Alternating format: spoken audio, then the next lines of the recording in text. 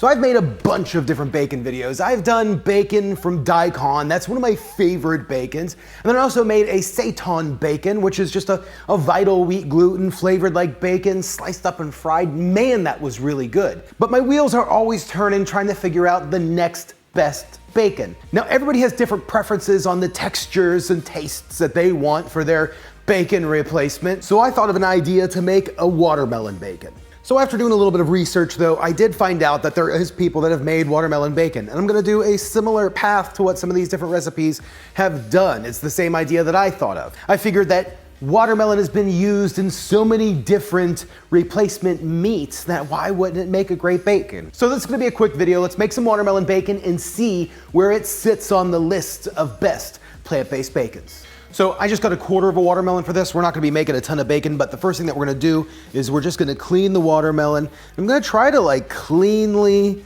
slice the skin off as best as I can, the rind. So now we're gonna cut these into steaks. We're gonna use the flat side here to cut a few steaks. Now I'm gonna do just a little bit less than 1/2 inch thick. That's gonna give us our thickness of our bacon once this is all done. Now I'm just gonna try to get them all about the same size. Now once we're at this point, I'm gonna use 2 baking sheets and I'm gonna line them with parchment paper. And then all we're gonna do is cut out our bacon slices. So I'm gonna do our bacon about 2 inches wide. It's probably more like 1.5 inches, so I might go a little bit wider on this next one here. And then this is gonna be our bacon strip. It's kind of crazy to think that that should hopefully dehydrate down quite a bit.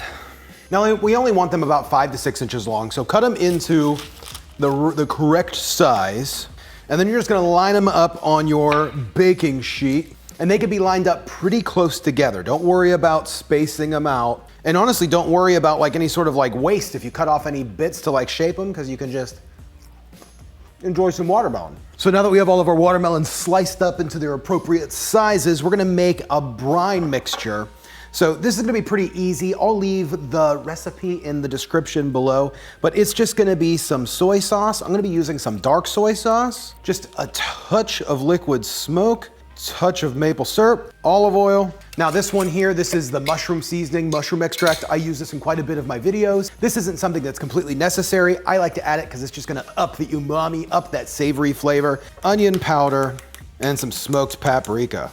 And then just mix this stuff together. Now I've used this bacon seasoning quite a bit on different bacons, and it's always worked fairly well. So then all we're gonna do is just brush both sides of every one of these and just make sure that it is completely covered. And you should see this sauce just kind of just getting sucked into this watermelon. It's kind of crazy when you look at some of these pieces, they actually look like a piece of like pork belly. Now you can see this recipe flew together. The hardest part is gonna be the next part, which is gonna be waiting. We're gonna drop these in the oven at 175 degrees, or however the lowest your oven will go. And we're gonna dehydrate them for about the next 7 to 10 hours. Just kind of pay attention to them. You don't want them to go all the way. We want a little bit of meatiness left, but we want them to kind of firm up into like a fruit leather almost. So get them almost fully dehydrated. Okay, so it's the next day, actually. It ended up going into the night, and I didn't want to leave them dehydrating overnight. I feel like that would have been too much. It would have went too far. So what I did was I took them out of the oven, threw them in the refrigerator, let them just kind of sit overnight, which probably slowed down the dehydration process just a bit. And then this morning, I threw them back in the oven. So they have been in the oven dehydrating again for about another 4 hours. So I would say these things have been dehydrating for a little over 12 hours. But now they are looking pretty good.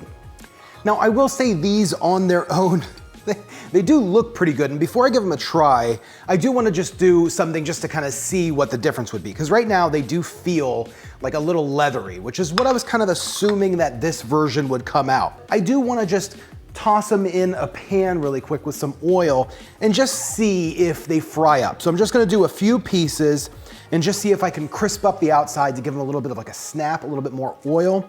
And then I'm just gonna leave these other ones here just to try out. So looks-wise, the piece of watermelon bacon that was like fried up, it does look pretty good. It's kind of dark right there, we go. That is a thick cut of bacon.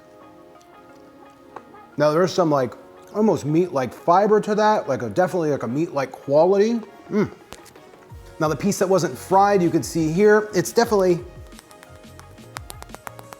so this one might actually be the better bacon without even being fried. It snaps, but as soon as you start to chew on it, it gets very fruit leathery, you know? I'd say out of the two, if you were to do it, I would dehydrate them and then just fry them in just a little bit, just a really light oil, just really lightly. So make sure you leave a comment and let me know if you think there's any other bacons I've missed. I would love to keep this veggie bacon journey going. This is probably one of my favorite series. Oh, good.